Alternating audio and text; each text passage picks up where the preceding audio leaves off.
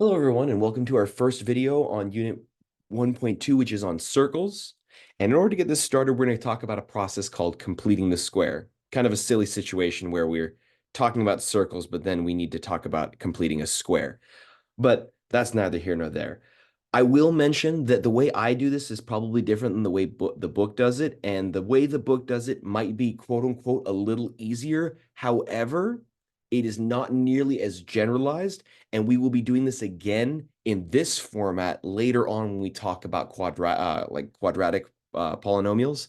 So I think it would be best to learn it my way, but if you want to learn the book's way or another way, that is fine too. But let's get started. So sometimes in mathematics, it is useful to change quadratic expressions from standard form, which is something like ax squared plus bx plus c, to vertex form, which is a times the quantity x minus h quantity squared plus k. And this process is called completing the square.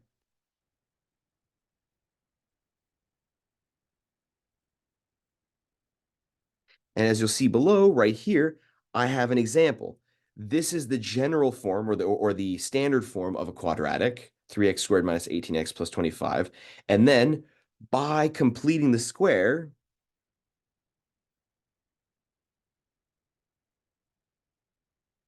you'll see that it becomes this. I guarantee you, if you plug in any number into the standard form, you will get the same number, the same value if you plug it in here too.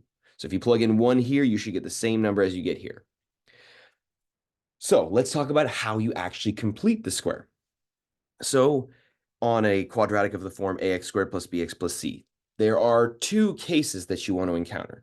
Case one is the simpler case, if a is equal to 1. So if your leading term is just 1. And so we're going to do this. We're going to look at an example. Like we're going to follow along with the procedure with this example. So step 1 is going to be to identify the b term, the b value, then calculate the quantity b divided by 2 squared. So in our example, you have x squared plus 10x minus 8.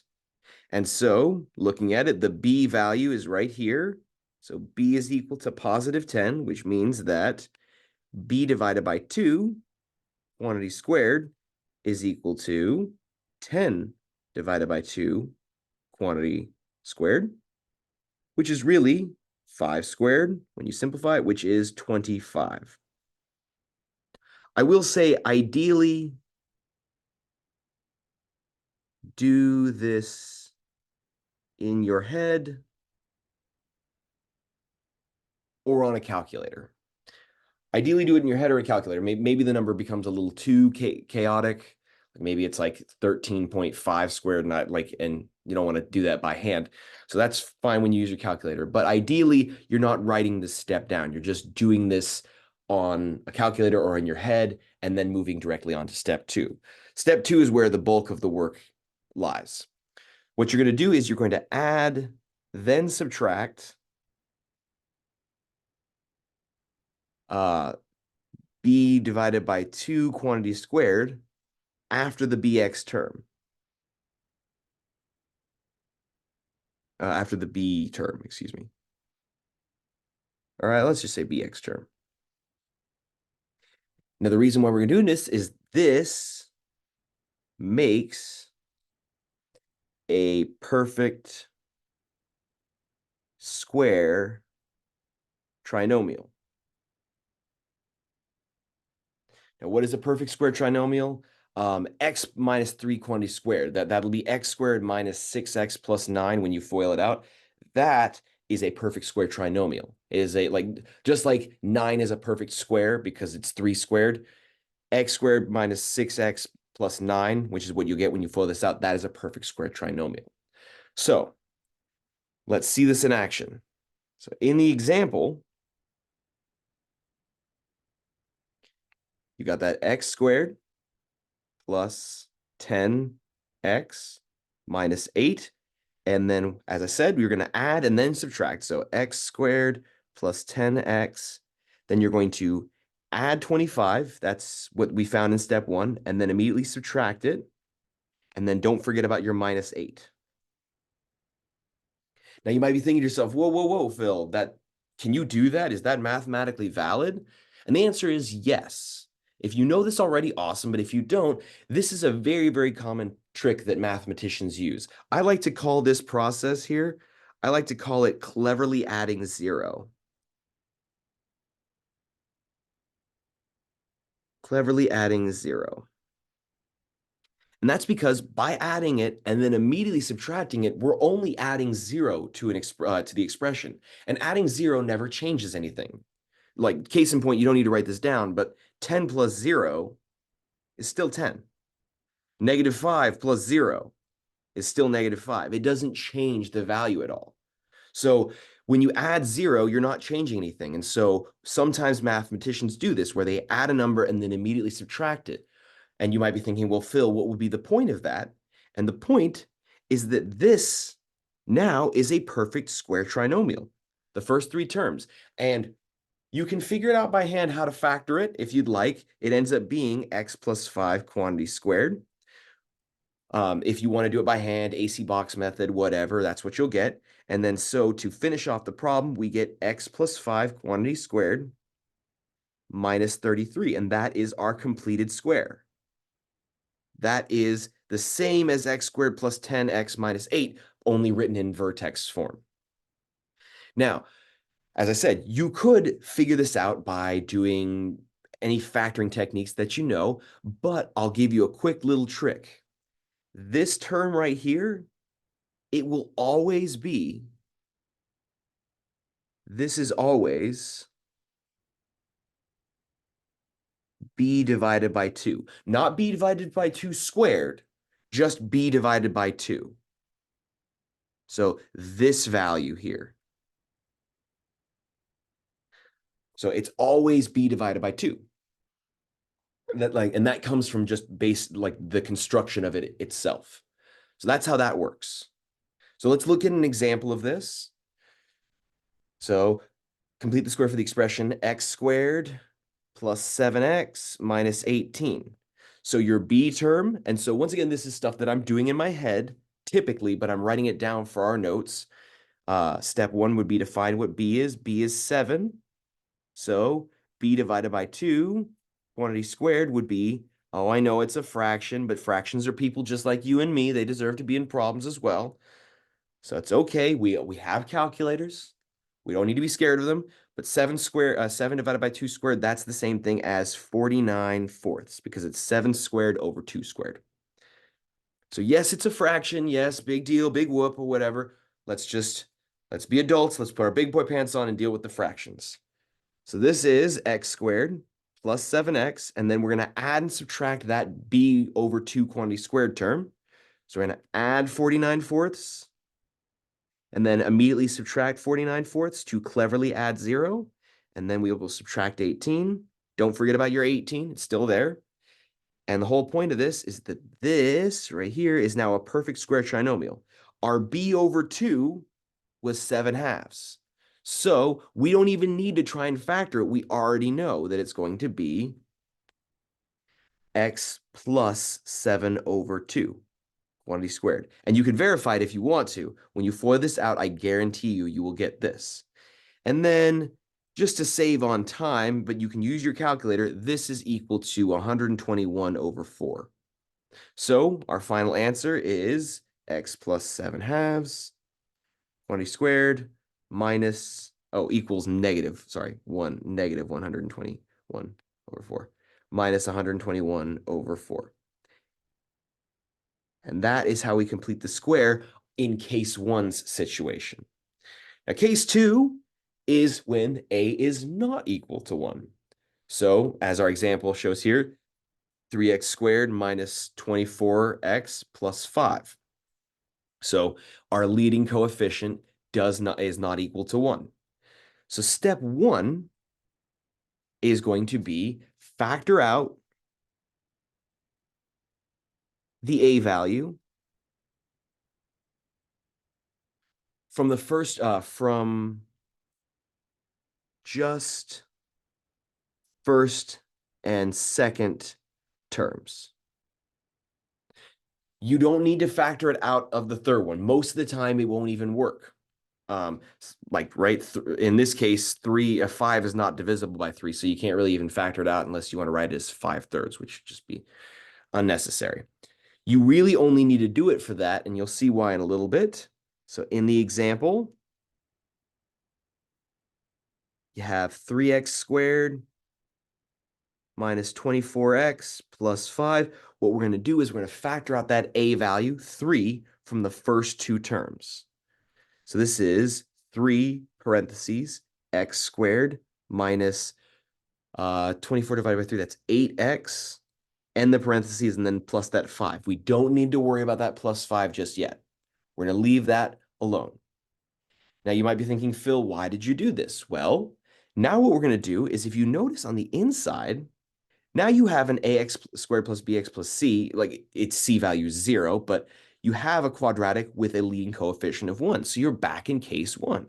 So what you're going to do is you're going to complete the square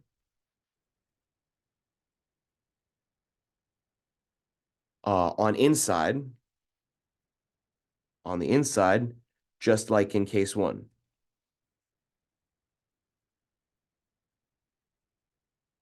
So in the example, once again, we have 3 times parentheses x squared minus 8x and parentheses plus 5.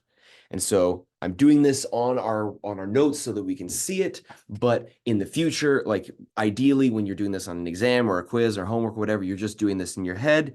Your b term is -8, which means that b divided by 2 quantity squared is -4 squared, which is 16. Because it'll be -8 divided by 2, that's -4. So what we're going to do then is we're going to complete the square on the inside of these parentheses. So this is equal to 3 times in parentheses x squared minus 8x, and then add 16 and immediately subtract 16. That is a legal mathematical move because you're not doing anything. You're adding 0. You're just adding it in a special way. So, and then end the parentheses, and don't forget about your plus 5 at the end. And the whole point is that these first 3 terms on the inside of the parentheses, that's a perfect square trinomial. It is x minus 4 quantity squared. See, it just lines up with b over 2. b over 2 was -4. That's why it's -4. It always works. Not wrong to factor it by hand. It's just extra work that you don't need to do. But then again, it is free practice at factoring, so it is a win in some ways. So rewriting this just a little bit prettier or a little more legible or approachable, 3 and then bracket parenthesis x minus 4 quantity squared minus 16 end the bracket and then plus the 5. But you'll see that doesn't look like just like up here. If it'll let me scroll, it doesn't look exactly like that because there's a bracket and everything, and the answer to how to fix that is very, very nice. It's going to be distribute and simplify to complete the square.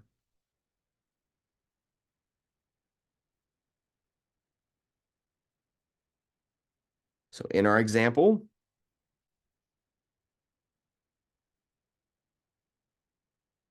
we have 3 bracket x minus 4 quantity squared minus 16 plus 5. And so what we're going to do is we're just going to distribute that 3 to those 2 terms that are inside the brackets. That gives us 3 times the quantity x minus 4 squared minus 3 times 16 is 48, and then plus that 5, which gives us our final answer of 3 times the parentheses x minus 4 quantity squared minus 43. And that is our completed square. So that is the process of completing the square. This is actually, you might be thinking this seems like a very, very niche thing that you never would need to do. It comes up in right now with circles. It'll come up later on in our course with quadratic functions, with quadratic polynomials. In Math 181 or calculus, it'll show up. And then in Calculus 2, it'll also show up with a vengeance in a thing called trigonometric substitution. But that's way down the line. My point being is that this is something that will come up again and again. So let's do one more example, and then we'll call it good for this part of the video. And so it's going to complete the square on negative 2x squared plus 12x minus 5. So our leading term here is not 1. It's a negative 2. So what we're going to have to do in step 1 is to factor out the a term from the first two terms. Sorry, the a value from the first two terms. So I'll factor out a negative 2. That changes this to just a positive x squared.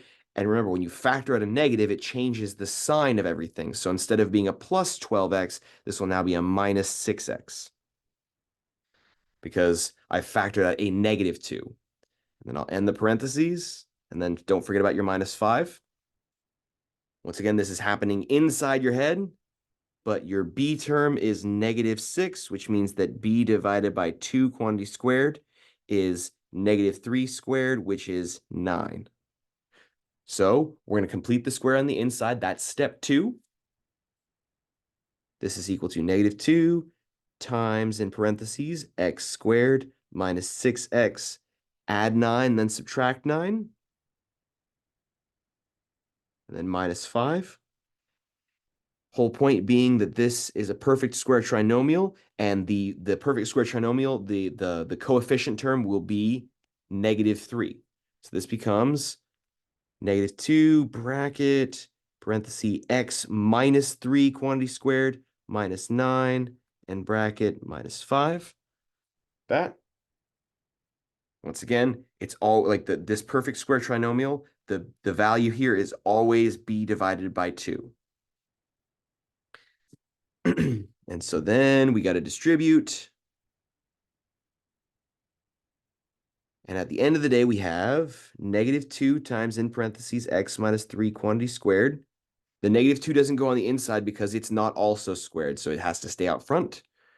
Then plus 18, because it's going to be negative 2 times negative 9, which is negative 18, or is positive 18 minus 5, which gives us our final answer once we simplify, which is negative 2 parentheses x minus 3 quantity squared plus 13. And that is our completed square. And I have another example here. If you want more practice, the answer is already listed, but that will complete it. For us in circles, we're not going to deal with case 2, but it's still good practice getting us prepared for what is to come in Unit 2. So I will see you on the next video.